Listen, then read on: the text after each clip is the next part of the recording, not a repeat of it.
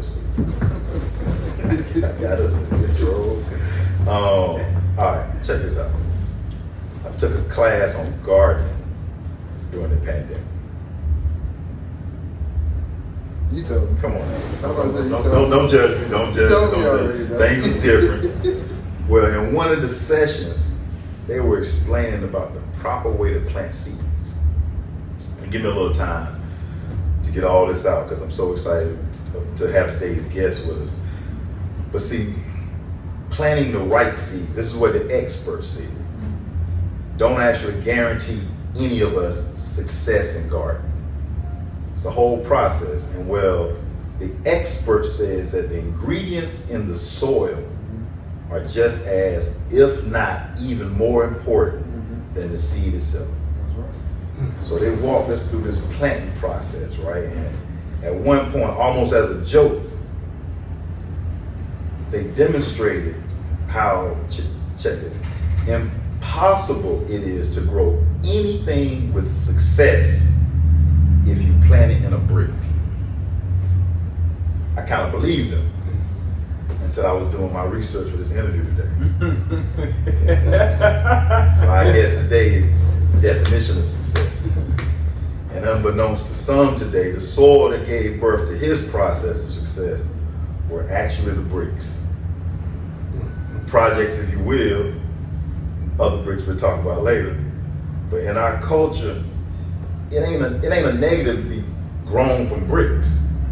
See, the soil is different. The love and the communities that the world only sees as the project is palpable. Man, let's be clear. Some of your favorite stars and entertainers come from humble beginnings. Some of y'all spending hundreds, if not thousands of dollars to go see them perform. And one of my goals in this interview is to encourage y'all to search out these local businesses founded on our own local legends, also born of humble beginnings, and spend dollars with them. But let me get back to my introduction because I really work on these introductions. I'm gonna give them a chance to introduce himself to y'all, but before we jump into the interview, let me get mine first. McDougal Terrace's own McDougal Terrace's finest, founder and living example of husband, brother, father, entrepreneur. We're joined by a real life success story.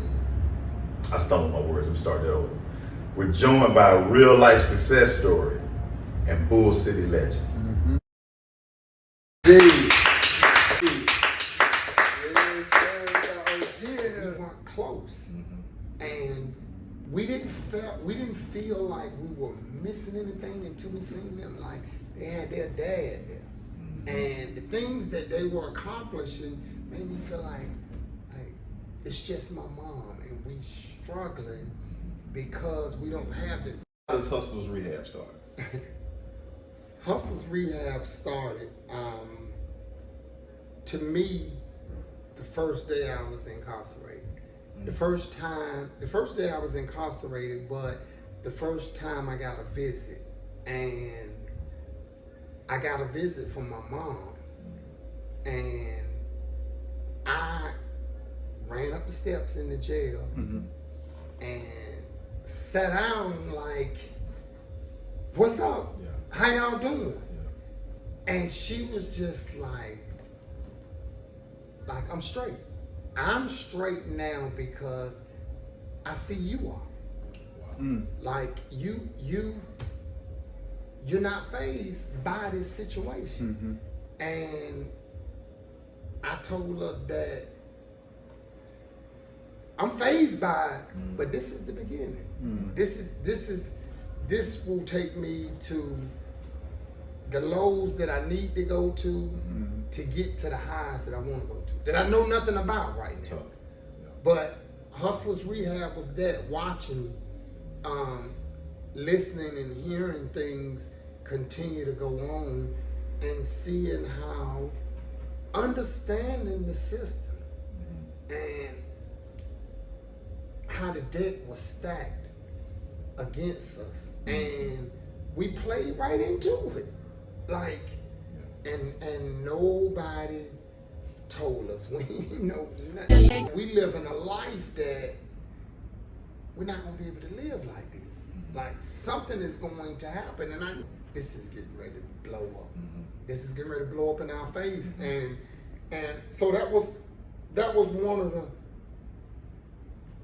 That's one of the reasons why I went to barber school. It didn't start where I just walked down the street and said, "Hey, let me get in," or I got a job. Right. And you know, I was working at 13. I could still see it wasn't enough, and I would see my friend that was working with me always. He would go and say, "I'm gonna flip this." I knew it had got away. I felt like, man, I can't believe I stooped to that level. Like, I got so much more in me that I can offer. That was a small part. Like, What's the first stumbling block? biggest stumbling block has been the business part of it. The setting up the business, the bookkeeping. Those were the stumbling blocks. I don't know who they are. Yeah. It's like, bro, I need some hustle rehab. Yeah. Bad. Yeah. I'm like, I'm gonna give it to you right now. Yeah, that's And real. then I get on like, How close did the low moments take you? Because it's hard, and Yeah. too many The people low- talk about how sexy it is. low moments had me. I mean, if you don't contemplate throwing in the towel, you ain't in business. Yes, sir. And she was talking, and I told her to stop. And she looked at me and I said, I'm meditating. Well, she came back home later in the day, and then I explained to her that I said, I've always been able to express myself in that way, but this is what is going on. I'm running a business. I'm the head of the household. I take it's not easy.